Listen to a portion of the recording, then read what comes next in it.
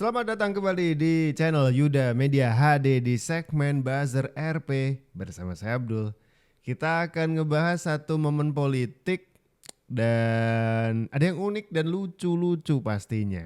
Contohnya adalah ketika Jokowi mendapatkan rapid question atau pertanyaan cepat di mana Jokowi harus ngejawab juga dengan cepat dan ada hal yang lucu di sana. Coba kita cek aja langsung deh videonya. Tadi kan dilemesin, sebagai penutup saya lemesin, saya minta Pak Presiden jawab dengan cepat pertanyaan ini. Pilih gunung atau pantai? Gunung dan pantai. Nah, milih dua-duanya. Pak, pilih satu Pak. Makan bubur diaduk atau makan Gunung, bubur? gunung. Gunung. Gunung. Kenapa gunung? Dingin. Makan bubur diaduk atau makan bubur tidak diaduk? Diaduk. Dicampur ya. Pakai pantofel atau pakai sneakers? Yang saya pakai ini. Habis itu saya mau tanya, ini sepatunya kok gak ganti-ganti ya Pak ya? Ya, karena Ini saya sepatu punya, Nani. tapi bukan hanya satu, saya punya ini banyak banget Oh. sneakers ini. Mundur. Jangan dipikir punyanya satu, enggak. Saya kalau enggak keliru punya 1, 2, 3, 4, 5 Lima, sepatu. Dengan warna yang sama, dengan ukuran yang sama, dengan merek yang sama. Oh maaf Bapak. Pilih anak atau cucu? Cucu. Lah, Mas Kaisang kalau di luar sana jangan patah hati. Masa SMA atau masa kuliah? Masa SMA atau masa kuliah? Kuliah. Kuliah. Kenapa kuliah begitu indah atau begitu? Gimana?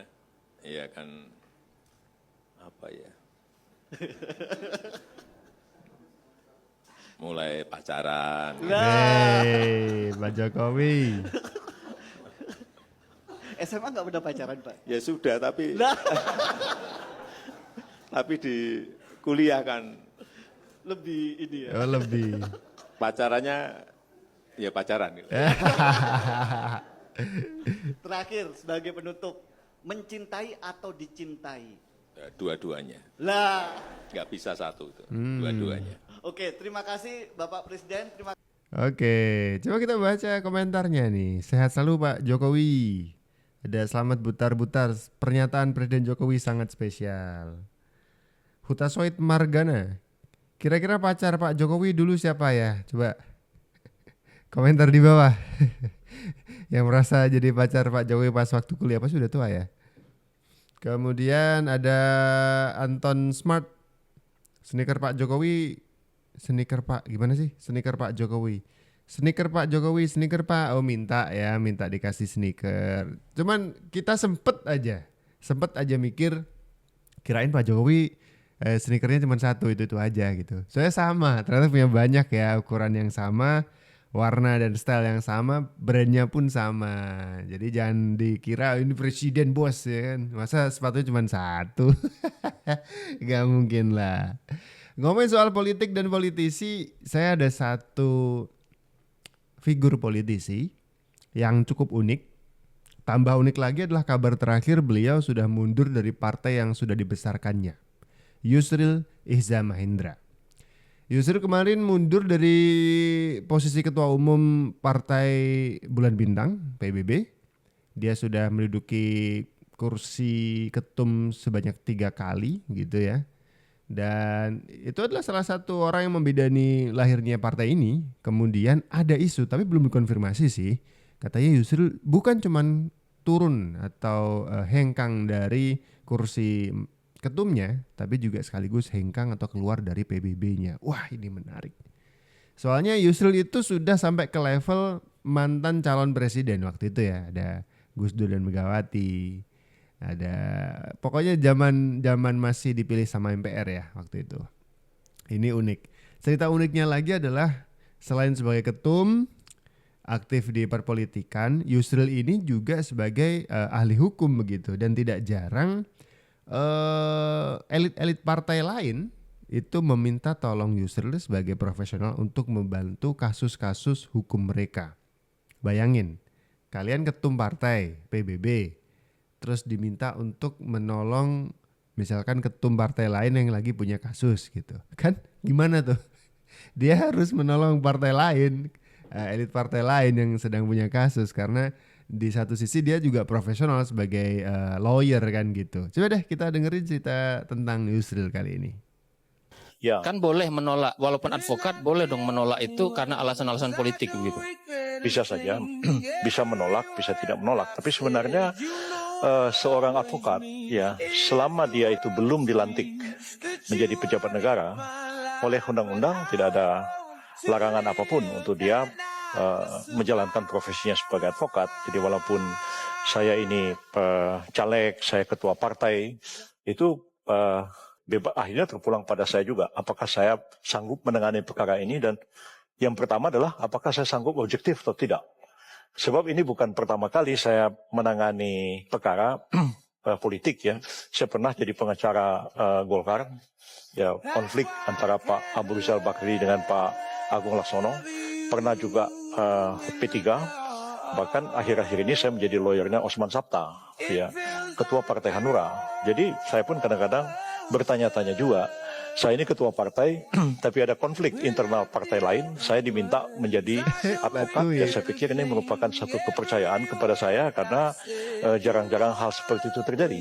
Jadi mungkin karena orang melihat kredibilitas, objektivitas, dan yang paling penting ya orang ini bisa dipercaya dan dia nggak pernah berkhianat dalam menangani satu perkara yang dipercayakan kepadanya. Itu yang penting bagi saya.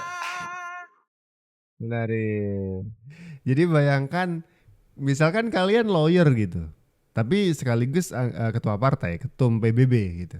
Tapi ketika Golkar punya masalah, Yusril diminta untuk bantuin untuk nyelesain. Tapi dari sudut pandang lawyernya ya. Kemudian ada Pak Oso lagi punya masalah dari ini Hanura ya, minta tolong Yusril. Wah, ini jadinya lucu gitu. Coba kita baca beberapa komentarnya juga dari netizen di video kali ini. Budi Cimit, ini baru keren Pak Yusril. Ferry Amsari dan Refli Harun harus belajar banyak dengan Prof Yusril. Bijaksana dan bisa menjadi panutan. Kemudian Wanaseba, kalau di Manhua Prof Yusril ini setingkat transenden. Apa nih? Kelas, kata Irpa. Kemudian ada Wenzang, sedap banget cara bicara dari Profesor satu ini, slow, nggak buru-buru dan terarah. Kemudian ada I want to sleeping.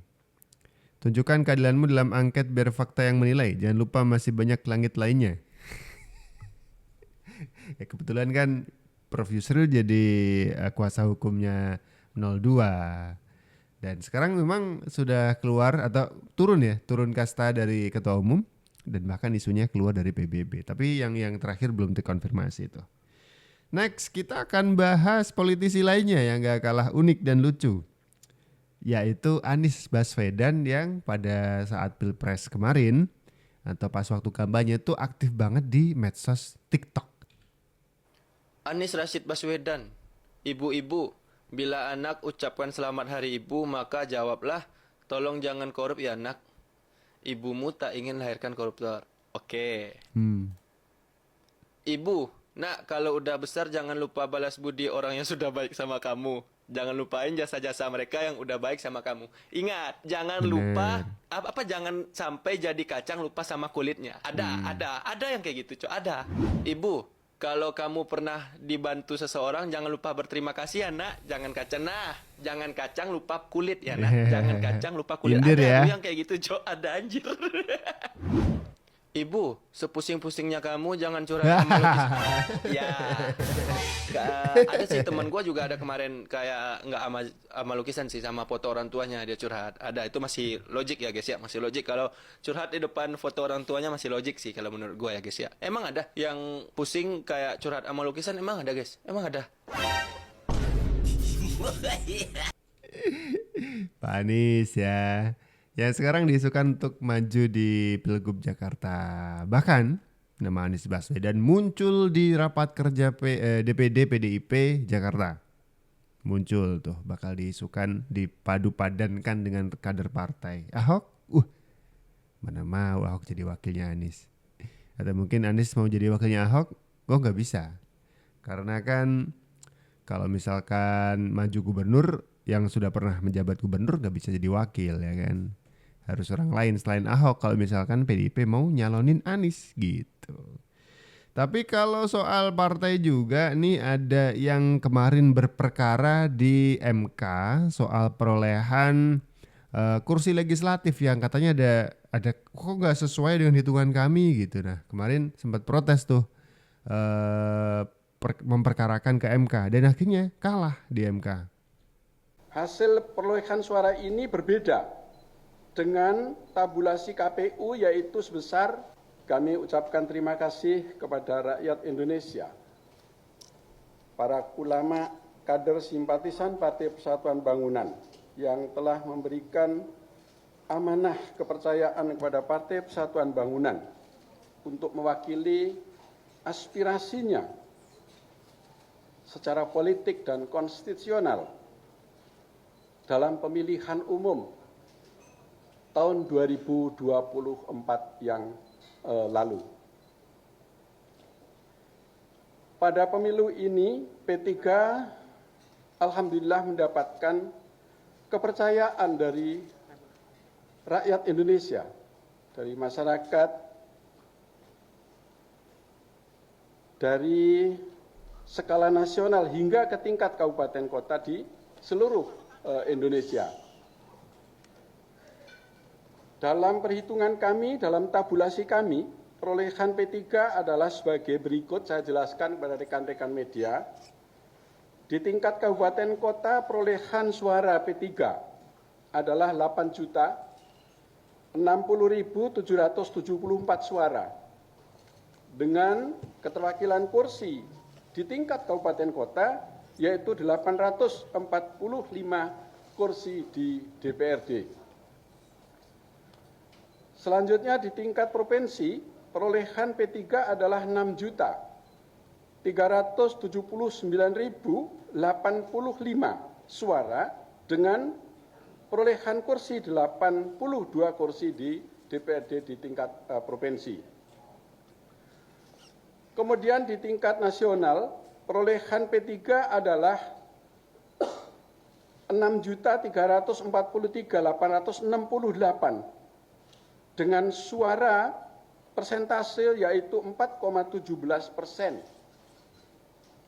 Dan perolehan 12 kursi di DPR RI, hasil perolehan suara ini berbeda dengan tabulasi KPU yaitu sebesar 5.858.777 suara dengan persentase 3,87%. Dan dengan memperoleh kursi yang sudah ditetapkan oleh KPU di masing-masing dapil, yaitu 12 kursi di DPR RI. Perbedaan ini tentu merugikan seluruh pemilih P3 yang telah memberikan mandat keterwakilannya di parlemen. Dan perbedaan ini mengakibatkan hilangnya aspirasi dan kedaulatan rakyat dalam demokrasi. Dan hal itulah yang mendasari P3 memperjuangkan keadilan untuk merebut suara yang hilang melalui Mahkamah Konstitusi.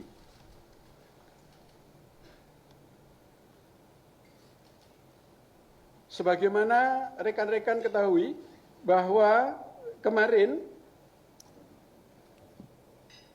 Mahkamah Konstitusi telah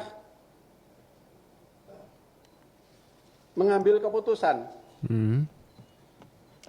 yaitu tidak melanjutkan pemeriksaan atas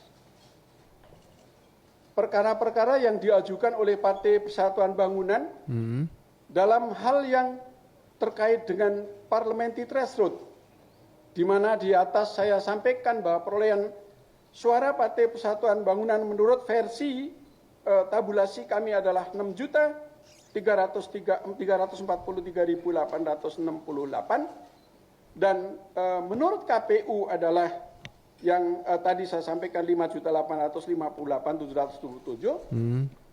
Maka kami berharap Mahkamah Konstitusi menjadi gerbang keadilan di dalam menjaga kedaulatan suara rakyat yang dititipkan kepada Partai Persatuan Bangunan. Namun, sekali lagi, tentu saya kecewa bahwa Mahkamah Konstitusi tidak melakukan pemeriksaan secara komprehensif sehingga bisa memberikan rasa keadilan terhadap rakyat yang telah mengamanatkan hak konstitusinya sebagai kedaulatan kepada Partai Persatuan Pembangunan. Oke, jadi intinya perkara pileg kemarin itu oleh MK tidak dilanjutkan pembahasannya karena mungkin satu dan lain hal diputuskan untuk tidak diproses ya sengketanya gitu. Itu membuat ada sedikit kekecewaan dari Partai Persatuan Pembangunan. Kecewa, apalagi nggak masuk parlemen ya kan. Ini mungkin akan jadi pertama kalinya parlemen tanpa P3. Gitu ya, Pilpres 2024, Pileg 2024 memang beda ini, beda. Oke, segitu dulu video kali ini. Kita ketemu lagi di video-video selanjutnya. Saya Abdul, ciao.